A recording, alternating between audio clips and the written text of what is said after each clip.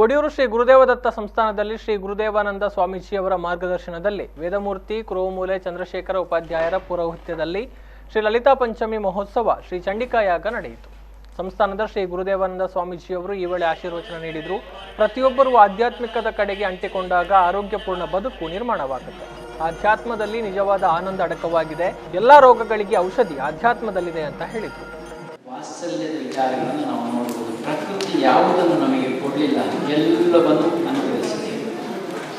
ಮನುಷ್ಯನ ಆಶೆಗಳನ್ನು ಪೂರೈಸುವುದಕ್ಕೆ ಬೇಕಾಗಿರುವಂಥ ಎಲ್ಲವನ್ನು ಈ ಪ್ರಕೃತಿ ನಮಗೆ ಅನುಗ್ರಹ ಮಾಡಿದೆ. ಆದರೆ ದುರಾಸೆಯನ್ನು ಅಲ್ಲ ಅಂತ ಹೇಳ್ತಾರೆ. ಆಶೆಗೆ ಸಾಕಷ್ಟಿದೆ, ಎಲ್ಲವಿದೆ.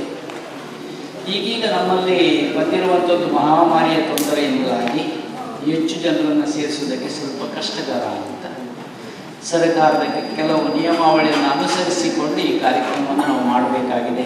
ಕೆಲವರನ್ನು ಕಣ್ಣಿನಿಂದ ಹಣೆಯಿಂದಲೇ ಗುರುತಿಸಬೇಕು, ನಮ್ಮವರು ಹೌದು ಅಲ್ಲವಂತ ಮುಖವನ್ನು ಮುಚ್ಚಿಕೊಳ್ಳುವಂಥ ಪರಿಸ್ಥಿತಿ ಇದೆ ಈಗ.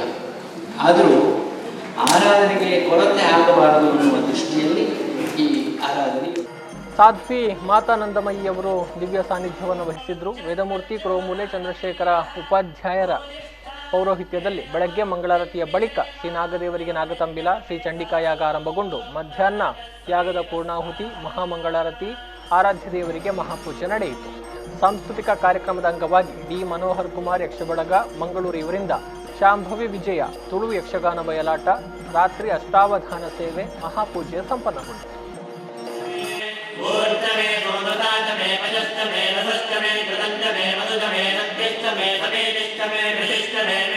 मे